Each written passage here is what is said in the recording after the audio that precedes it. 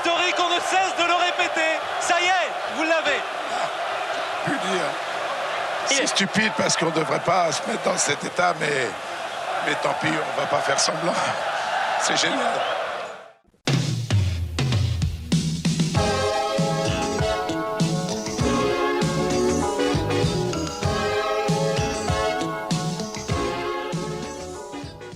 Il y a un côté versaillais dans l'OM de Tapi. Quand son arrivée est annoncée, à quelques heures d'un match, la cour tremble, les courtisans s'agitent. En général, nous sommes réunis à l'hôtel, sagement assis dans une salle de conférence, comme les VRP en séminaire dans l'attente d'un PDG parisien. Raymond Goethals, en technicien d'expérience, parle tactique, attaque, défense, évoque l'adversaire, ses points forts et ses faiblesses. Mais c'est au boss que nous pensons surtout. Chacun se demande dans quelle disposition il sera aujourd'hui. De mauvaise humeur, c'est certain. Mais à quel point, chez Bernard Ier, roi de la gueulante et du contre-pied, la causerie d'avant-match est un art, un one-man show dont nous sommes à la fois les spectateurs et les victimes. Un homme pénètre dans la salle sans frapper à la porte. C'est un garde du corps, un costaud venu en éclaireur. Il ne dit pas « Messieurs, voici le roi », mais il le pense si fort que chacun se redresse, le buste droit. L'attente sera brève. On l'imagine, lui, déboulant dans l'hôtel, passant devant la réception, l'œil noir, les mâchoires serrées, dénouant un peu sa cravate. Le personnel est à l'arrêt, les clients le dévisagent. Le couloir, une première porte, une seconde, il va arriver, il arrive, il est là.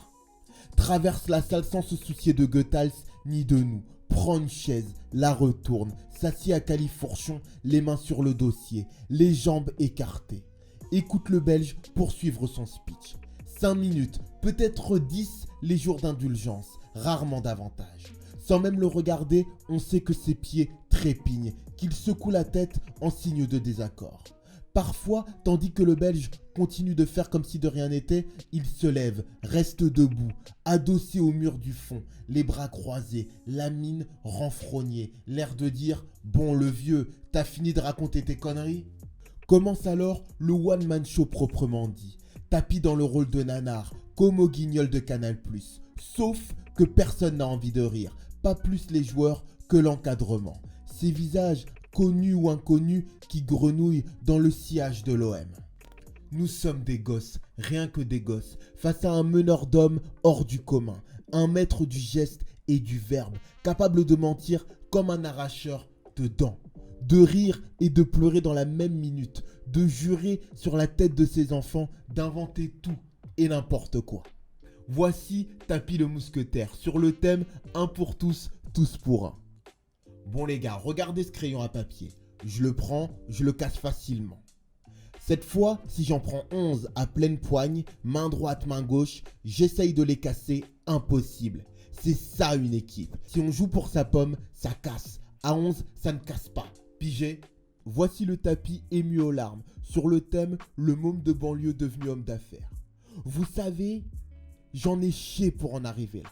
J'ai toujours cherché à me surpasser. Et je voudrais que vous ayez la même envie de réussir. Ensemble, vous passerez ce tour de Coupe d'Europe. Moi, j'ai fait ce qu'il fallait pour me battre dans la vie. Alors ne foutez pas tout en l'air par une connerie. Voici le Tapi, hors de lui, Furibard, sur le thème « Bande de jeunes cons ». Vous allez vous bouger le cul maintenant. On va tout de même pas se faire mettre par une équipe de pip. Voici le Tapi rassurant, plus bluffeur que jamais. Pas de problème, les salaires seront bientôt versés. Putain les mecs, arrêtez de chier dans votre froc. Vous allez toucher vos thunes, je vous le dis. Est-ce que je vous ai déjà menti, hein? Est-ce que je vous ai déjà menti? Je me saigne pour vous. Tiens, pour vos salaires, j'ai même mis un de mes tableaux en garantie. Voici le Tapi victime un peu parano sur le thème « La presse ne m'aime pas, la presse ne vous aime pas ».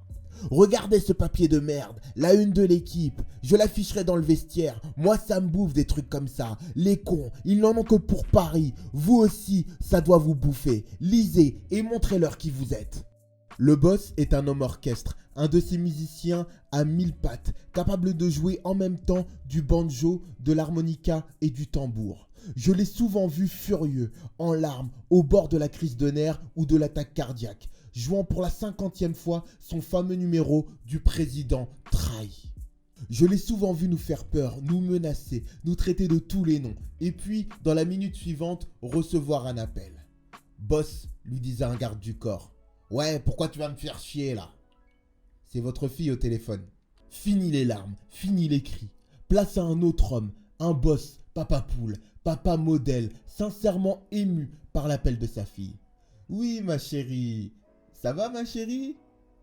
Tapi sait préserver son cocon familial, le protéger, et c'est sans doute l'une de ses qualités majeures. Je suis sûr qu'il est fondamentalement différent, plus détendu, plus attachant avec ses proches une fois son rôle de décideur mis de côté.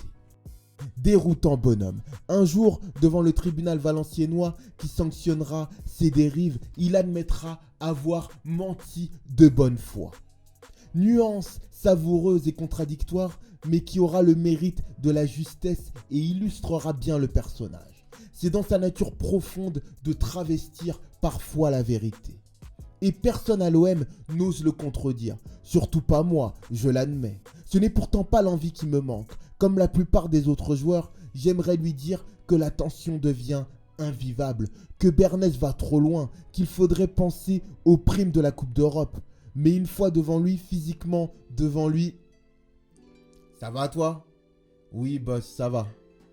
Si j'ose lui parler, je sais qu'il ne m'écoutera qu'à moitié et profitera de la moindre occasion pour s'échapper.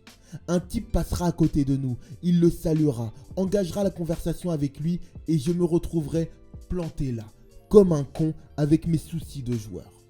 Tapi apprécie pourtant ceux qui lui résistent, disons qu'il les respecte. Et même si ce respect passe souvent par des engueulades mémorables, il faut pour cela avoir un palmarès inattaquable, un long vécu à l'OM ou une très forte personnalité.